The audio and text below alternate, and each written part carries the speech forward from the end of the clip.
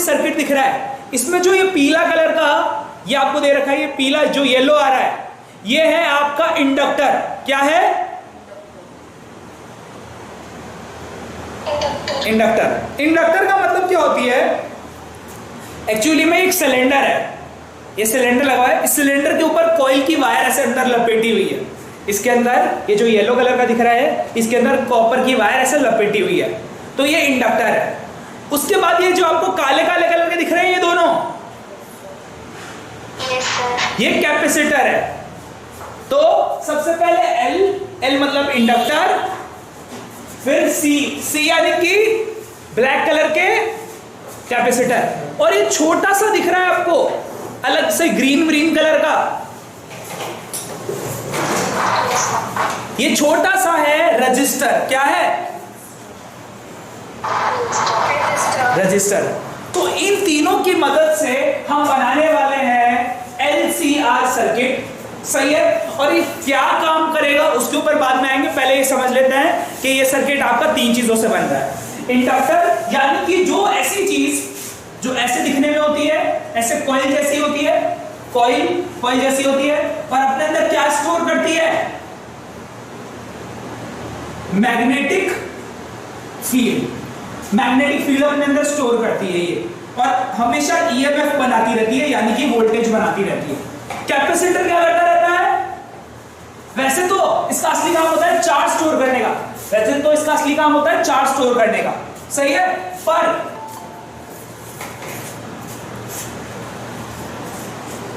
Capacitor का असली काम होता है चार्ज स्टोर करने का। पर बताओ यहां पर ये क्या करता है? बार बार चार्ज स्टोर करता है और रिलीज करता रहता है। तो कैपेसिटर यहां पर करंट बनाने का मेन इसका काम होगा, करंट लीड करेगा। आपको याद आ रहा है एसी के अंदर कैपेसिटर चार्ज स्टोर नहीं करता, बल्कि चार्ज एक बार स्टोर करता है फिर रिलीज करता है, स्टोर करता है रिलीज करता है, स्टोर करता है रिलीज करता है। और रेजिस्टेंस तो आपको जानते ही हो, जो भी एक्स्ट्रा करंट होता है उसको अपोज करने का काम करता है। समझ में आई बात? चलो अब सर्किट बनाते हैं। LCR सर्किट कैसे बनेगा और दिखने में कैसा होगा ये। पहले ही मैं एक बात बता दूं तुम्हें, पहले ही एक बात फॉर योर काइंड इंफॉर्मेशन, के कभी आपने ऐसा देखा है? पहले बताओ ये रेजिस्टेंस सीरीज में या पैरेलल में?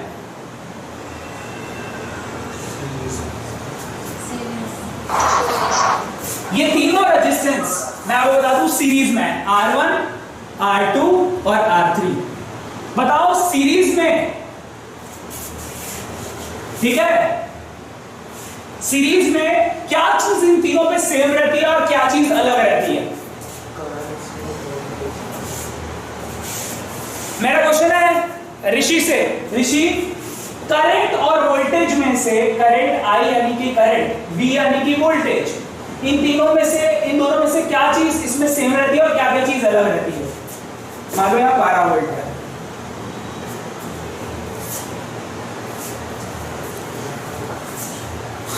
आप बता सकते हो तस्बीहा?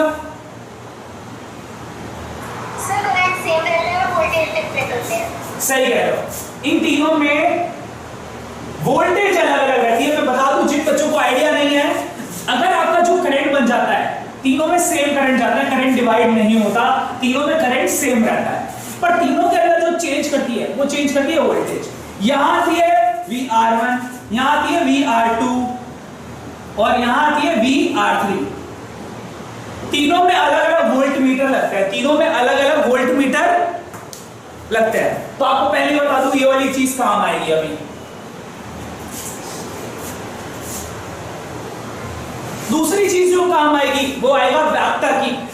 पहला चीज तो मैंने आपको बता दिया कि सीरीज के अंदर हमें दो बातें याद रखनी है, करंट सेम रहता है पूरे सर्किट में, करंट सेम रहता है और वोल्टेज अलग अलग रहती है। दूसरा, मान लो एक वेक्टर इधर है 10 न्यूटन का और एक वेक्टर है इधर है 2 न्यूटन का, तो किधर वेक्टर बचेगा, उसकी डायरेक्शन कहां होगी और कितने न्यूटन का वो बचेगा वेक्टर?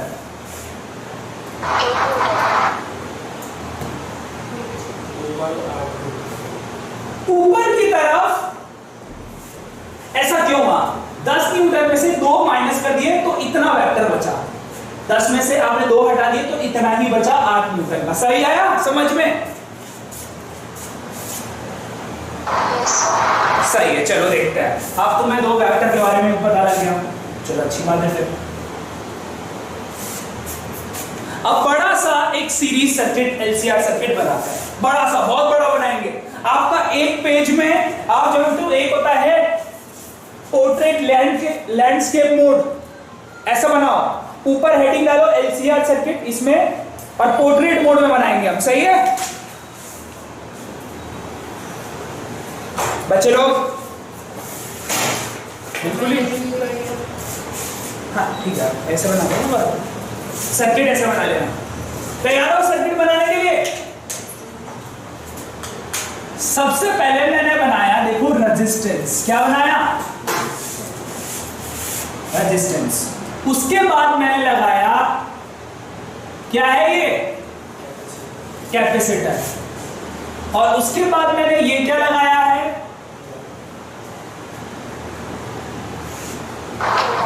इंडक्टर। सही है, ये आपने 3 चीजें बना ली है। सही है, अब तीनों को इक्वली डिवाइड करेंगे, तीनों को इक्वली डिवाइड करेंगे, तीनों की लेंथ को इक्वली डिवाइड करेंगे, तीनों के लेंथ को इक्वली डिवाइड कर दिया। बताना है यहां वोल्टेज रहने वाला है VR। क्या रहने वाला है? VR। यहां वोल्टेज रहने वाला है VC और यहां रहने वाला है VL। बताओ ऐसा क्यों हो रहा है?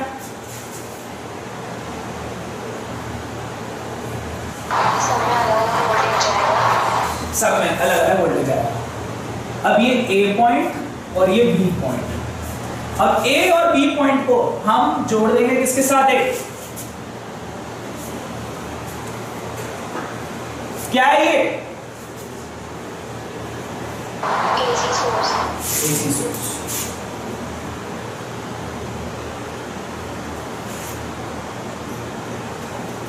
ये क्या है?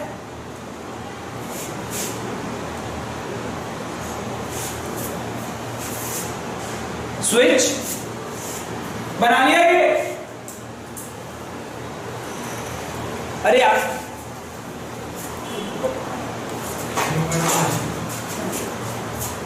अब सुनो, देखो क्या करने वाले हैं।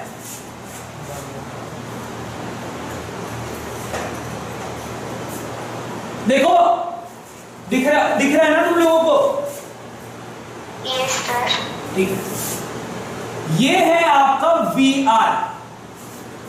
वोल्टेज की डायरेक्शन जो है इसके अंदर, करंट की भी डायरेक्शन उसी के ऊपर है, उसी के ऊपर उसका वेक्टर है। करंट का भी वेक्टर उसी तरफ है। ठीक है, I। इसका मतलब इस केस के अंदर वोल्टेज और करंट, जो रेजिस्टेंस होता है उसमें वोल्टेज और करंट में कोई डिफरेंस नहीं होता, दोनों की इक्वेशन सेम होती है। दोनों की इक्वेशन बोलो क्या होती है?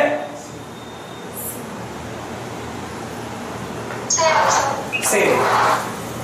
अब इसमें देखना ध्यान से मैं क्या कर रहा हूं।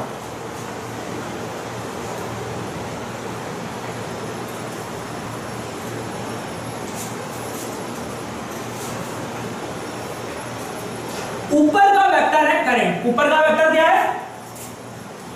करंट।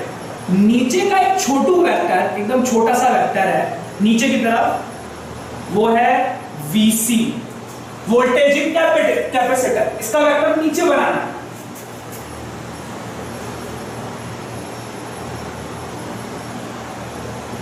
बनाया ऐसा वेक्टर, एक करंट का वेक्टर इधर और वोल्टेज का वेक्टर नीचे छोटा सा।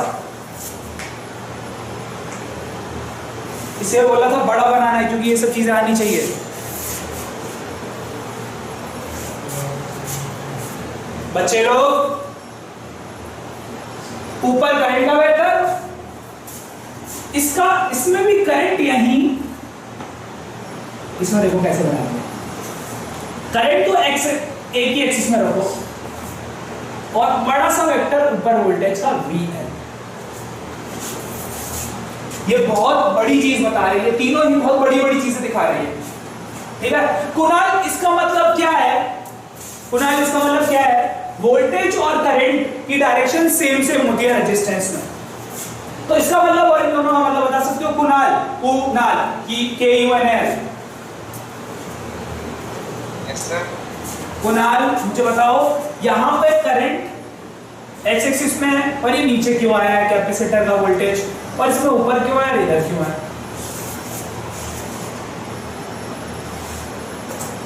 कोई है बताने वाला?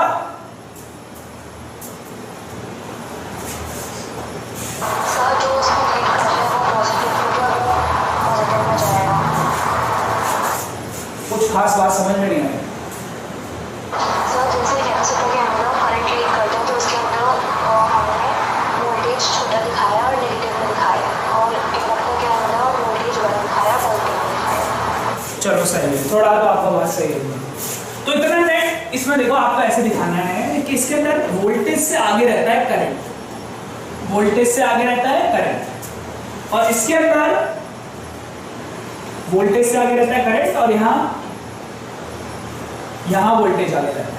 इंडक्टर में ज्यादा होता है वोल्टेज बनता है तो वोल्टेज आगे रहता है और इसमें करंट आगे रहता है। ठीक है, कर लिया इतना काम आपने, इतना काम कर लिया। इसको भी और इसका और इसके अंदर तामझाम करना है वीरों को। निशा का क्या है? हां ये कैसे बात है?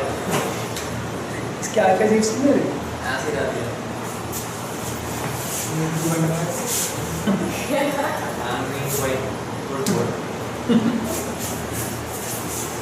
बच्चों ये बना लिया क्या तुमने? अगर सारे भी मुझे में ये तो बहुत ही एक भी कोई हाँ नहीं कोई ना नहीं। ईशा भी देखो ऐसी हो गई आजकल, बना लिया सर। हरमीत हो रही ना। चलो सुनो मेरी बात, अब लिखो for pure resistor, for pure resistor. ठीक है, equations are for pure resistor, equations are. ये काफी बड़ा जाने वाला है टॉपिक, और ये आपको न्यूमेरिकल ही न्यूमेरिकल देगा, देख रहा था न्यूमेरिकल फॉर प्योर। इसमें हर एक स्टेप एक न्यूमेरिकल का फॉर्मूला है, हर एक स्टेप एक न्यूमेरिकल का फॉर्मूला है, इसलिए हर एक स्टेप को ध्यान से समझना। जहां पर भी दिक्कत आए पूछो, आप मेरे से ही पूछोगे तभी वहां कुछ बोर्ड पे कर पाओगे, और ये 100% आएगा। इसीलिए अब pure resistor equations are, for pure resistor equations are, देखो पहले मैं वोल्टेज की इक्वेशन लिख रहा हूं, V is equal to V naught sine omega t. मैं बता देता हूं ये वोल्टेज की क्या होती है, पीक वैल्यू। आप जानते हो हमारे घर पे वोल्टेज कितना जाता है?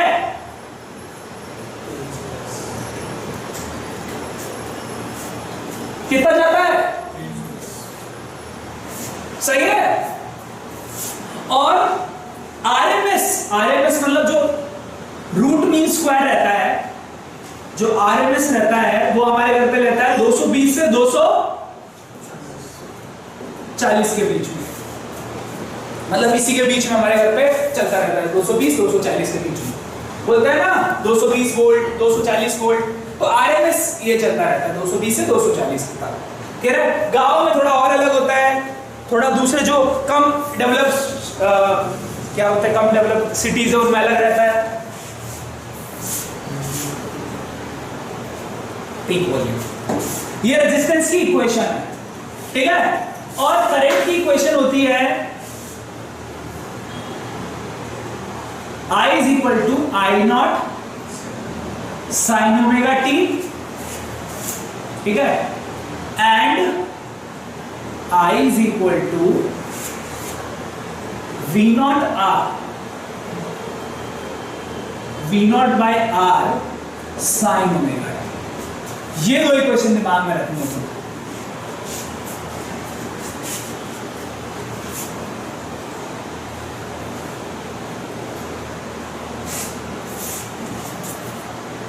ये किसकी वैल्यू है? पीक वैल्यू ऑफ करंट, सही है। और अगर इन दोनों को कंपेयर करें तो क्या आएगा?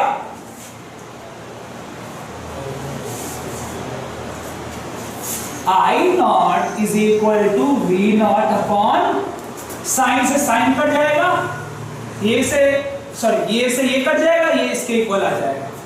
किसको समझ में आया? ये हमेशा इन दोनों को कंपेयर करना है आपको। तो हमने लिखा फॉर प्योर रजिस्टर इक्वेशन, और तीनों में एक चीज देख रहे हो क्या आ रहा है बार बार?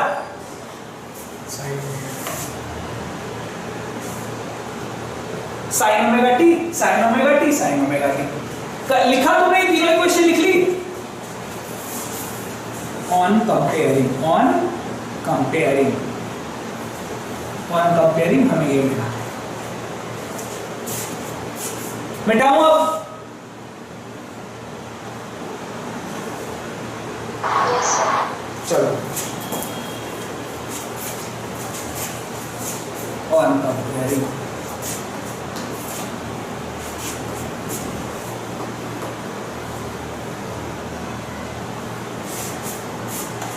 ठीक है। अब लिखो इसके एसी वेव्स क्या होंगी? एसी वेव्स या फिर फेजर वेव्स क्या होगी? इस फेजर वेव को जो समझ गया ना वही पता लगे, उसी को आगे समझ में आ पाएगा।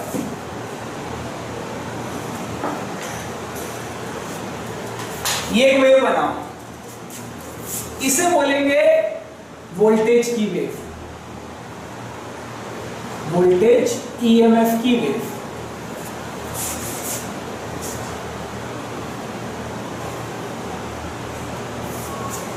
और ये किसकी वैल्यू है? पीक।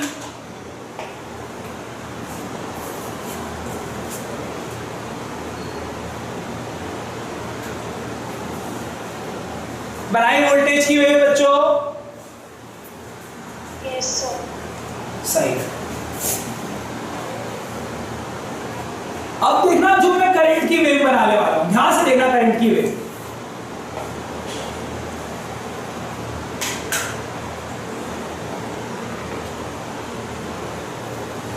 अब बताओ क्या दोनों वेव सेम जगह से स्टार्ट हो रही है और सेम जगह से एंड हो रही है? Yes, sir. ठीक है, बस इसकी पीक वैल्यू बड़ी है, इसकी पीक वैल्यू ये है आपका आई नॉट। ये रेजिस्टेंस में, ये सारा रेजिस्टेंस में चल रहा है मामला। रेजिस्टेंस में जो वेव्स आती है वो हम देखते हैं कि दोनों सेम पॉइंट पे क्या कर रही है? कट हो रही है, दोनों सेम पॉइंट से स्टार्ट हो रही है। बस करंट क्यों छोटा रहता है वोल्टेज से? उसका रीजन क्या होता है? क्योंकि कुछ वोल्टेज को कौन खा लेता है?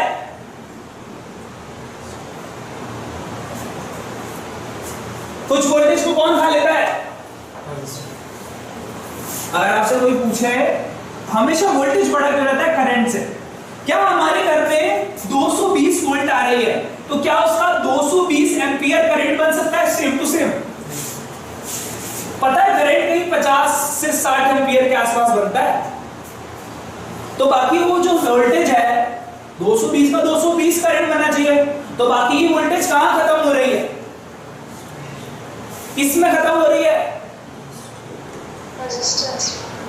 तो ये वेव से हमें यही समझ में आता है कि घर पे ये वेव बनाने का मकसद क्या है। मैं बता देता हूं आपको। इस वेव का बनाने का मकसद ये है कि अगर हमारे घर पे वोल्टेज देते हैं, अगर हमारे घर पे इतनी वोल्टेज देते हैं तो करंट हमेशा इतना ही मिलता है। रीजन? क्योंकि जो हम अपने घर में वायर यूज करते हैं वो कुछ रेजिस्टेंस खा जाते हैं। भाई ये समझ में आया इस वेव का बनाने का मकसद क्या है? Yes, sir.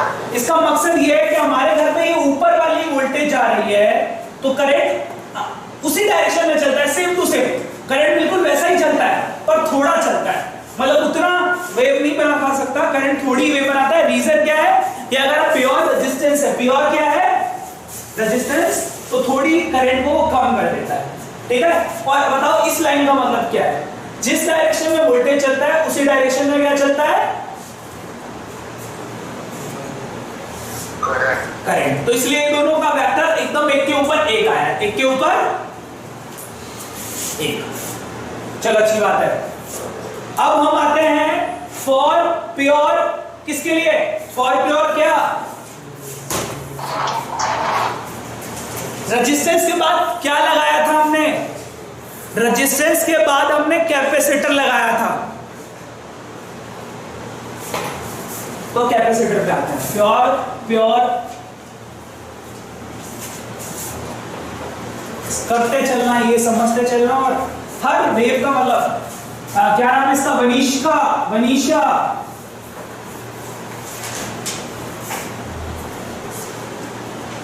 पता नहीं ये कहाँ चलेगी बड़ा कम।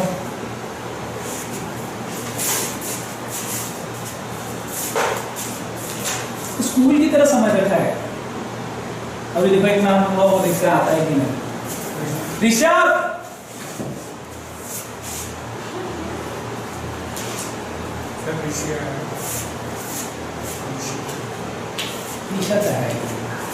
For pure capacitor equation, capacitor के लिए इक्वेशन बन रही है V is equal to V naught sine omega t. V is equal to V naught sine omega t. I is equal to I naught sine omega t. और I is equal to C omega V naught sine omega t plus pi by 2। ये bracket में C omega V naught sine omega t plus pi by 2। सबसे main equation, main equation.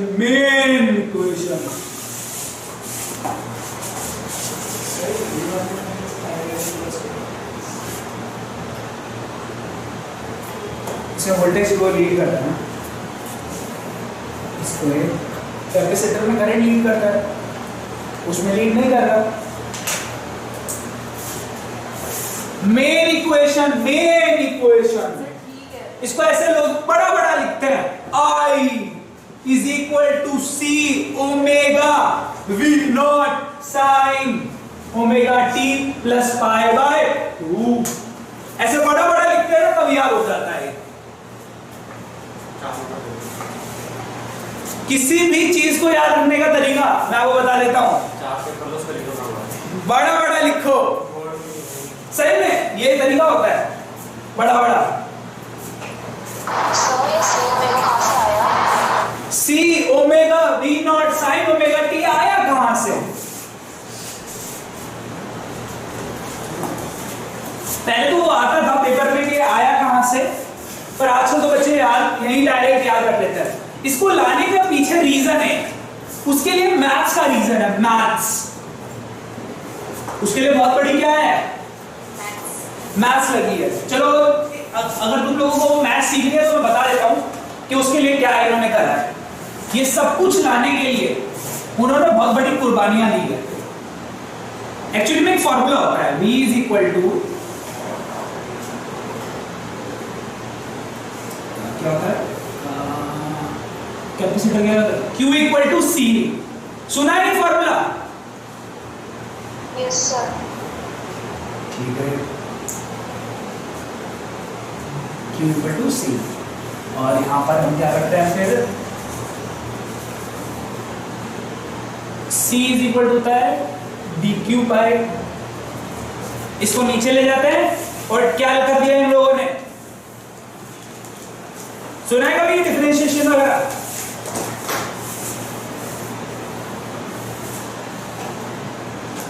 ये कभी देखा है क्या ऐसा कुछ? Yes sir. अच्छा जी, ऐसा किया। ठीक। और Q जो होता है ना, Q कई बार बच्चे लिखते हैं dq by dt is equal to I। कभी ये सुना है? सही है, तो यहां से dq की वैल्यू I dt रख देते हैं।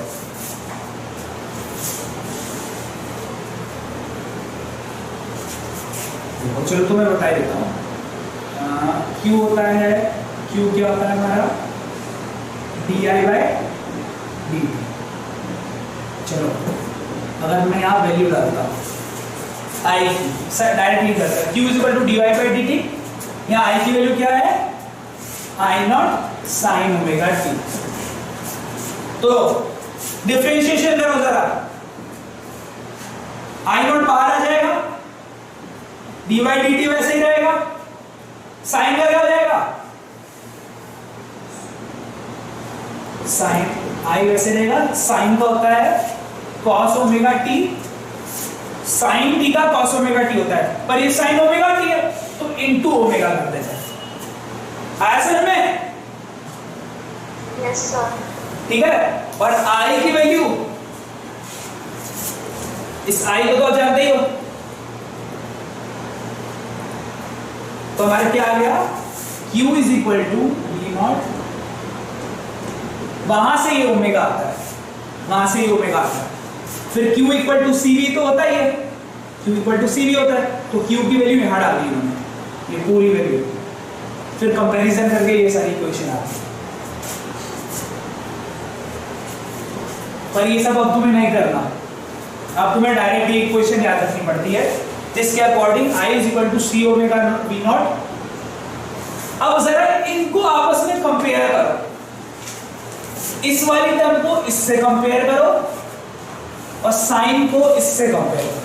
पहले बताओ इन दोनों में डिफरेंस है कुछ?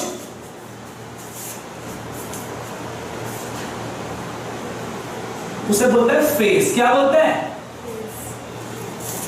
ठीक है, फेज हमें 5/2 दिया है, मतलब ये इक्वेशन जो वोल्टेज की इक्वेशन है, जो वोल्टेज की नॉर्मल इक्वेशन है, वोल्टेज की नॉर्मल इक्वेशन है, उसमें कुछ भी एंगल नहीं है, पर जो करंट की मेन इक्वेशन आ रही है उसके अंदर एक एंगल भी आया है +π/2, मतलब इसमें वोल्टेज जो है उसमें कोई एंगल नहीं है, नो एंगल नहीं है, और इसके अंदर एंगल आया है आपका π/2। तो एक तो यहां से ये याद रखते हैं कि इसके अंदर फेज होता है, करंट के अंदर करंट लीड करता है। क्या करता है? करंट लीड क्यों करता है? क्योंकि वोल्टेज में तो कोई एंगल नहीं आया, और इस वाले करंट में मेन इक्वेशन में लीड, ये π/2 से लीड कर रहा है। और दूसरा I = क्या आ गया?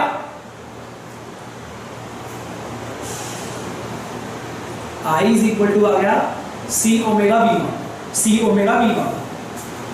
ठीक है, चलो मेरा एक क्वेश्चन है नॉर्मली, एक हमें पता है I = V/R, और एक इक्वेशन आई है I = C ओमेगा V0। ठीक है, इसको I0 लेना चाहिए। कौन सा? ये जो कंपैरिजन। अच्छा सॉरी, ये कंपैरिजन में आएगा, बिल्कुल सही। क्या हमारे लास्ट वाले में ये टर्म आई थी? Yes sir. लास्ट वाला जो हमने पढ़ा था उसमें I = V0/R आया था, सही है। अब मैं एक चीज बोलता हूं, रेजिस्टेंस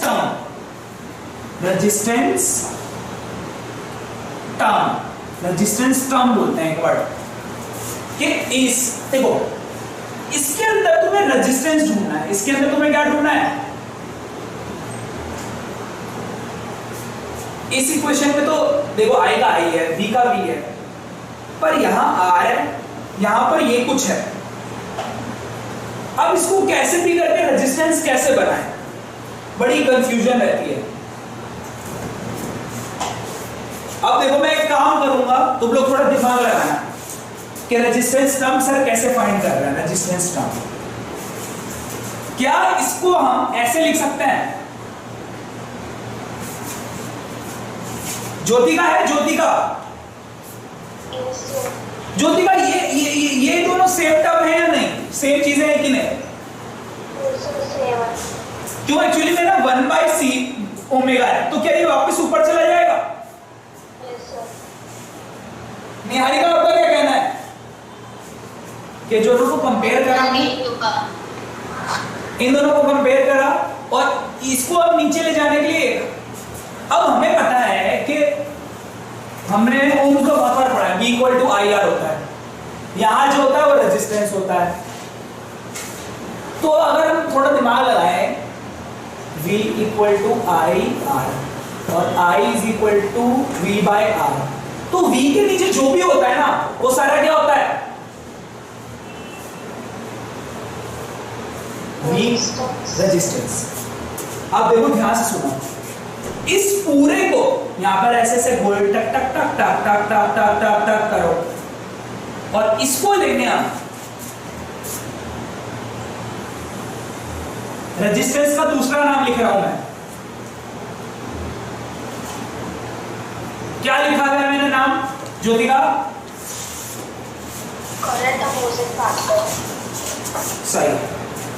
पहले ये तीनों इक्वेशन लिखो, फिर यहाँ फेज लिखो, फिर इन दोनों को कंपेयर करो, फिर इसको नीचे लेके आओ और टक टक टक टक टक टक कर दो और लिख दो ये करंट अपोजिंग फैक्टर बनेगा। अभी जो करंट देखो, जो भी वोल्टेज के नीचे आता है ना वो क्या बनता है? Current opposing factor. Short form में रेजिस्टेंस बोल सकते हैं, पर ये टाइप का करंट अपोजिंग फैक्टर बना है। नोट कर लिया यहां तक?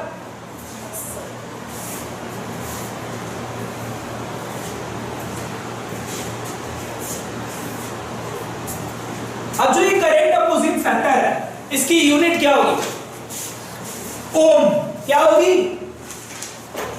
इस पूरे की यूनिट V बाय, देखो I है उसका एम्पियर होता है, ये वोल्ट होता है, जो भी इस वोल्टेज के नीचे आता है, ठीक है, जैसे V अपॉन R आया था पिछली बार, इसका ओम था, इस पूरे की यूनिट भी ओम ही होगी, 1 अपॉन C ओमेगा। और मैं एक बार बता दूं आप लोगों को कि इसको एक नया नाम दिया जाएगा। इसको लोग पता है किस नाम से जानते हैं? आप I naught is equal to V naught by XC। स्कूलों में आपको XC बहुत देखने को मिलेगा, पर XC का मतलब होता है कैपेसिटिव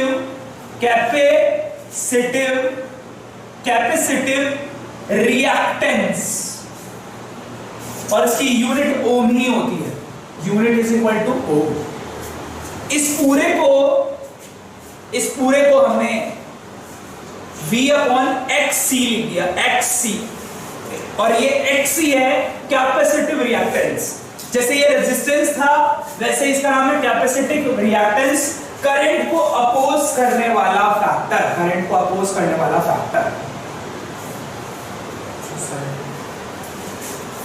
अब मैं एक क्वेश्चन पूछूंगा, पूछते हैं जिया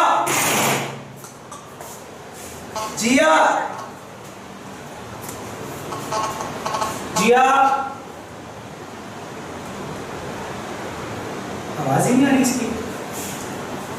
यस सर, बोलो। अच्छा जी, आ गई आवाज। तो मुझे बताओ, जो ये हमने ये जो लिया है XC, ये XC है या ये XC है? ऊपर वाला। पक्का? Yes sir. दोनों में से रेजिस्टेंस कौन सा है इन दोनों में से? ऊपर वाला यही है आपका रेजिस्टेंस। और रेजिस्टेंस जो है इसको नया नाम क्या दे दिया उन्होंने? Capacitive reactance. है ये रेजिस्टेंस ही, पर क्योंकि ये कैपेसिटर में है तो कैपेसिटिव रिएक्टेंस नाम रख दिया। इसका क्या नाम रख दिया? बहुत अलग एक्चुअली में पता है क्या, ये है सब बहुत सिंपल चीज है, बहुत सिंपल टर्म्स है, पर इनको थोड़ा कॉम्प्लिकेटेड बनाया गया है जानबूझ के, क्योंकि अगर दो चीजें सेम ही हो जाएगी तो दो साइंटिस्ट को अलग अलग नोबेल प्राइज कैसे मिलेगा? तुम समझ पा रहे हो? Yes sir. इसे वो आता नहीं है best dancer, India's best dancer, साला हर बार मिल जाता है इंडियाज बेस्ट डांसर, और करते वही है डांस। थोड़ी जमीन आ जाते हैं, ये वही होगा हमारा गोकू। Tasbiha, yes sir. ठीक है, ये चीज आपको समझ में आएगी क्या हुआ है? यस सर, समझ आ गई। ये आप हर बात में समझ आ गई, कभी तो आप बोलते ही नहीं सर नहीं आया, ऐसा क्यों?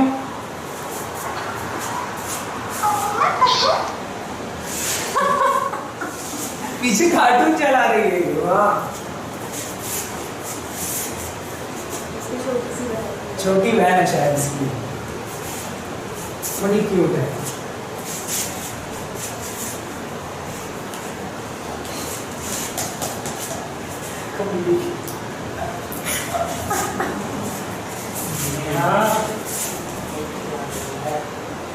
बहुत सही नारियल की तरफ से। अबे ये ढोल मेरा कौन है? ये अरीबा होगी पक्की।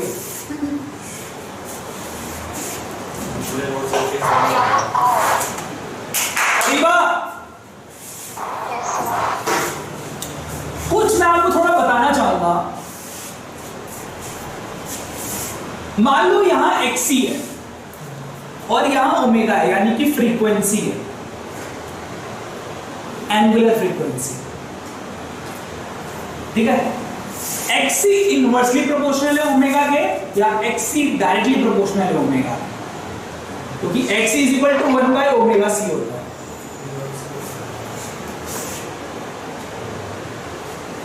ये फॉर्मूला होता है, इन दोनों में से कौन सी सही चीज है? ऊपर वाला। तो ये ग्राफ क्यों आ रहा है फिर? जब भी इनवर्सली प्रोपोर्शनल हो हमेशा पैराबोलिक कर्व आता है। क्या आता है? Parabolic curve. इसका मतलब है जैसे जैसे आप ओमेगा बढ़ाओगे, जैसे जैसे आप ओमेगा बढ़ाओगे, जैसे जैसे आप ओमेगा बढ़ा रहे हो, ये जो चीज है, जो एक टाइप की रेजिस्टेंस है, जो एक टाइप की क्या है? रेजिस्टेंस है, ऑपोजिट फैक्टर है, वो कम होता है। तो आपने ये लिखा, ये बनाया डायग्राम, और इसके पीछे का लॉजिक लिखना है XC is inversely proportional to this. अगर इसको बढ़ाएंगे तो ये ऑटोमेटिकली कम हो जाएगा। तो लोग बोलते हैं कि अगर आप कैपेसिटर को और ज्यादा फ्रीक्वेंसी देते हो, कैपेसिटर को और ज्यादा फ्रीक्वेंसी देते हो, कैपेसिटर को और ज्यादा फ्रीक्वेंसी देते हो, तो उसका रेजिस्टेंस क्या होता चला जाता है? कैपेसिटर को और फ्रीक्वेंसी देने पे उसका रेजिस्टेंस कम होता चला जाता है। तो कैपेसिटर बहुत अच्छे से फ्रीक्वेंसी को हैंडल करता है। क्या करता है?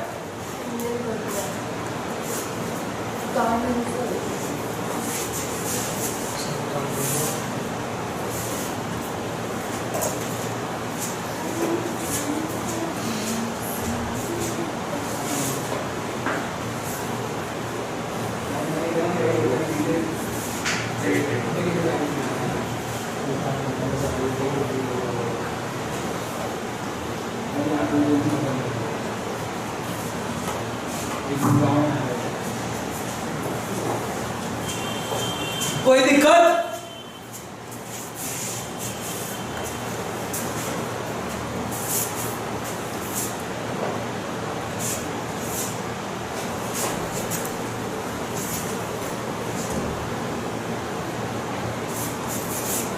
और जरा अब इस वेव इक्वेशन पे डालो, वेव डायग्राम। वेव डायग्राम में देखते हैं क्या चक्कर है। मान लो ये वोल्टेज की वेव है। वोल्टेज की वेव 0 से स्टार्ट होती है, तो करंट आपका पहले से ही मैक्सिमम से स्टार्ट होता है। अगर वोल्टेज आपकी 0 से, ये वोल्टेज की वेव है, और ये जो नीचे से ऐसे जा रही है ये आपकी करंट की वेव है। हमेशा आप वोल्टेज देते हो, उससे पहले से ही उसके अंदर क्या स्टोर रहता है? Current.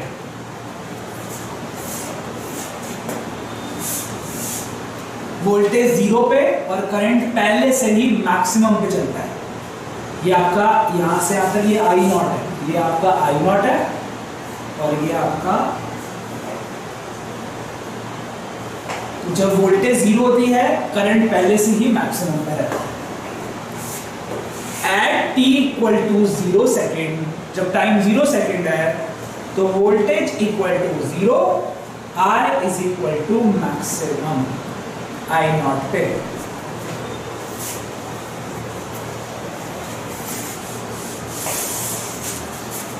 Capacitor leads current,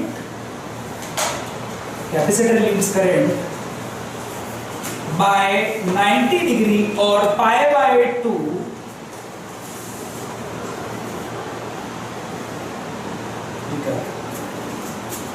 compared to voltage। बात समझ में आई है? Yes, sir.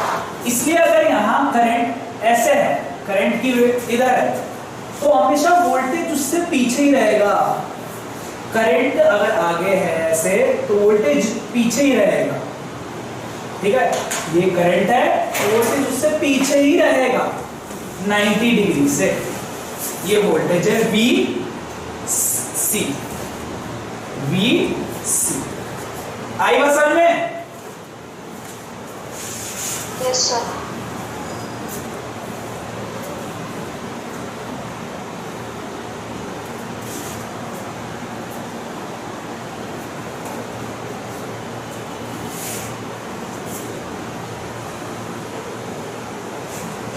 तुम लोग कर रहे हो एलसीआर सर्किट में ऑब्जर्वेशंस?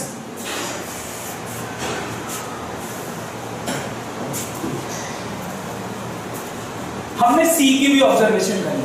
अब किसकी ऑब्जर्वेशन बची है? सिर्फ आर खत्म, सी खत्म, अब कौन सा? एल। क्या होगा एल के लिए? देखते हैं एल की इक्वेशन क्या होगी, मेन इक्वेशन, फिर एल का ग्राफ क्या बनेगा, सब चीज बहुत मैटर करेगा। मनीषा आप नोट कर रहे हो?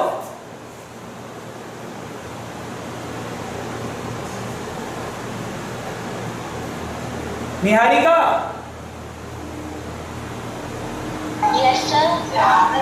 हाँ निहारिका, एक बात बताइए मुझे कि आप रेजिस्टेंस और कैपेसिटर में से किसको ज्यादा प्रेफर करेंगी अच्छे करंट के लिए?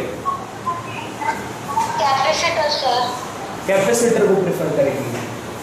और मतलब आप चाहती हो कि करंट और वोल्टेज एकदम साथ साथ चले, तो अब आप इसको प्रेफर करोगे?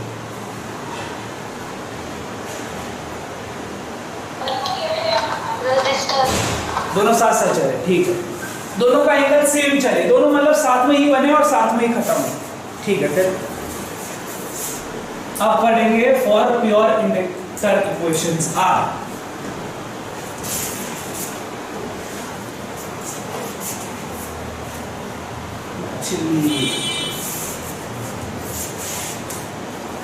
Inductor for pure inductor.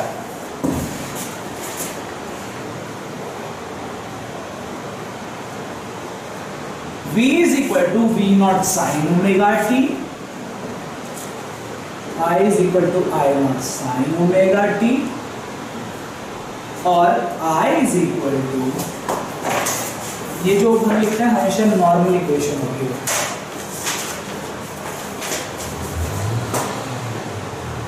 अब आता है भैया मेन इक्वेशन पे। I is equal to V naught upon में C O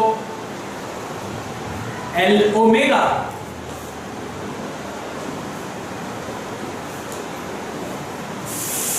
पाई बाय 2 मतलब होता है 90 डिग्री। ये एकदम मेन इक्वेशन है, main equation for inductor. Inductor दिखने में इस तरह का होता है।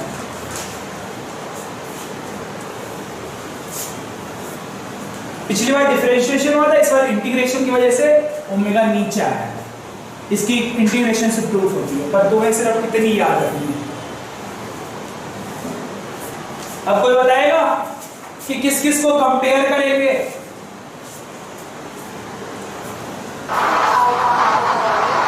फेस तो आ गया -π/2, इसका ओमेगा टी है, इसका omega T minus pi by 2 है।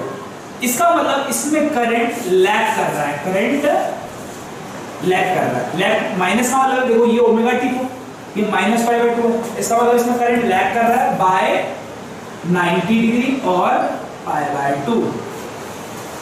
करंट कम चल रहा है और वोल्टेज तेज है।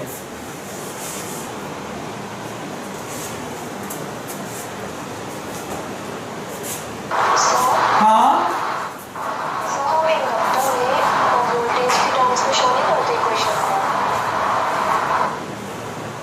हम आपने जो आप पिछली बार, मुझे लगता है पिछली बार और इस बार को मिक्स कर रहा।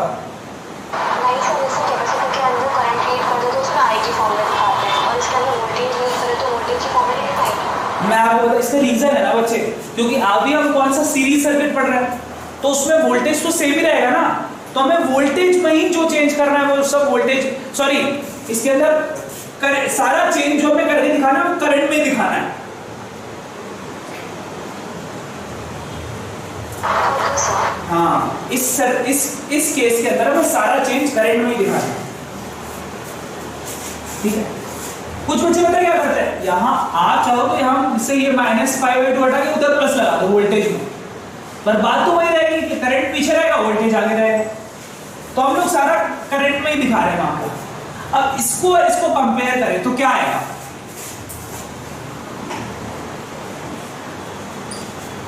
और इसको एकदम स्टार्टिंग वाले से कंपेयर करें V0 बाई R, तो ये रेजिस्टेंस इसके अंदर कौन सी टर्म है, जो भी वोल्टेज की क्या एल ओमेगा।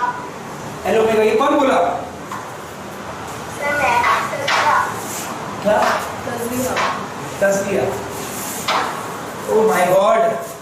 तो I का I, V का V, और ये जो नीचे वाली टर्म है, अब तुम लोग सोचोगे सर ये क्या कर दिया आपने, ये XL क्या है, ये XL क्या है,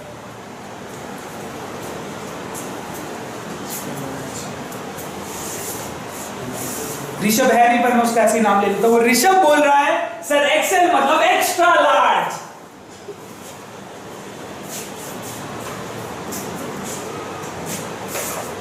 क्या ये एक्स्ट्रा लार्ज है या इसका नाम अब नया पढ़ने वाला है, जैसे इस टर्म को गोला गोला गोला गोला करो, ऐसे से करो और अपोजिंग फैक्टर लिख दो, अपोजिंग फैक्टर। किसको opposing factor, current opposing factor. और बाद में इसका नाम रख देते हैं inductive reactance, inductive reactance, inductive reactance, यानी कि XL is equal to omega L, XL equal to omega L, और XL आपका है इंडक्टिव रिएक्टेंस, जो करंट को अपोज करने के लिए बनी है। करंट को जितनी ज्यादा ये उतना ज्यादा करंट अपोज, जितना ज्यादा ये उतना ज्यादा करंट अपोज। और ठीक है, इसकी यूनिट किस में होती है, बिल्कुल जैसे कि रेजिस्टेंस की होती है ओम।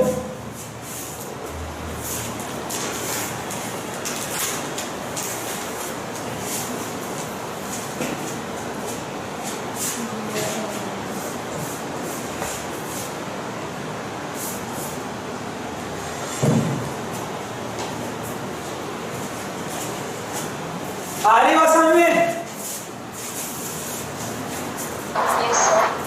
बिल्कुल पिछली बार वाले जैसे नहीं है, पर पिछली बार आपको शायद याद ना आ रहा हो, XC आया था 1 बाय ओमेगा C, इस बार तो डायरेक्टली प्रोपोर्शनल आया है।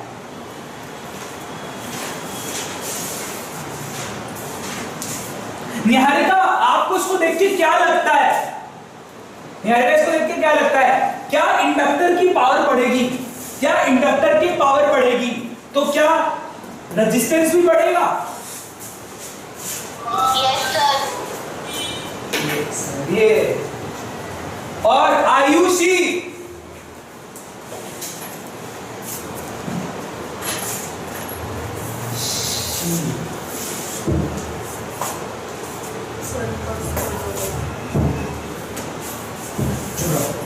लास्ट कुणाल, कार्तिक,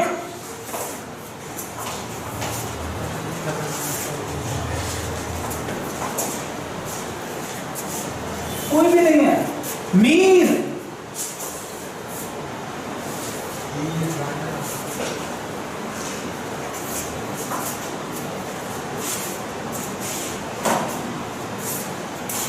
वक्त नहीं, सारे चुप बैठा है।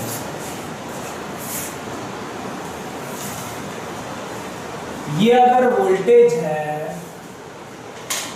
तो इसके अंदर करंट पता है बहुत ही पीछे रहता है वोल्टेज से, नीचे से स्टार्ट होता है और इसको ऊपर आने में बहुत टाइम लग जाता है। ये करंट की इक्वेशन है, यानी कि अगर करंट ऐसा है, यहां करंट है तो वोल्टेज हमेशा इससे ऊपर रहेगा। ये VL है, वोल्टेज इससे ऊपर रहेगा और करंट से हमेशा 90 डिग्री प्लस में ही रहेगा। तो voltage leads current by 90 degree और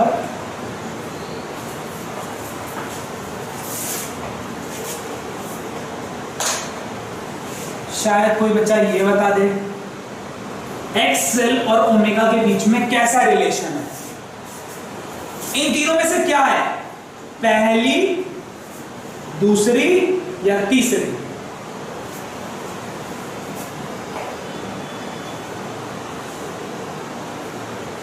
हरमीत,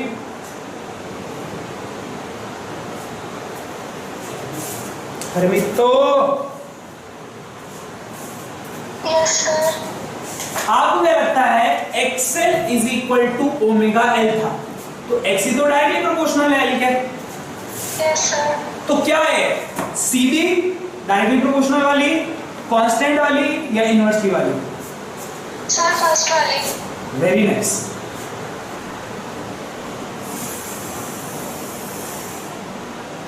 तो हमेशा एक्सएल और ओमेगा के बीच में ये वाली रहती है डायरेक्टली प्रोपोर्शनल। इसका मतलब जितनी फ्रीक्वेंसी बढ़ाओगे ये उतना ज्यादा रेजिस्टेंस बढ़ा देगा और सर्किट के अंदर कंट्रोल रहेगा। सही है?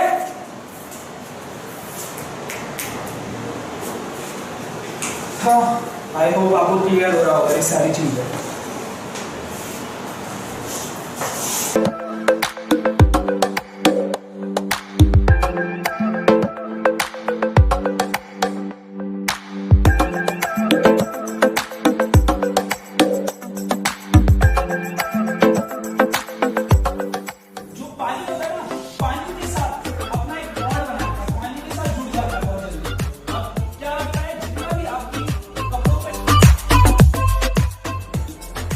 मोइन 90, अनाविता 90, ज्योतिका 90।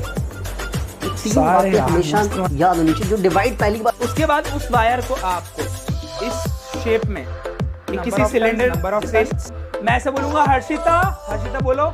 2 के टेबल में आते हो या तो 5 के टेबल में है तो उसको आपने स्टैंड फॉर्म में चेंज करना होगा। हमें लगता है ये ऐसे पड़ा हुआ है पर एक्चुअली में ना ये ऐसे होता है। ठीक है, पहला होता है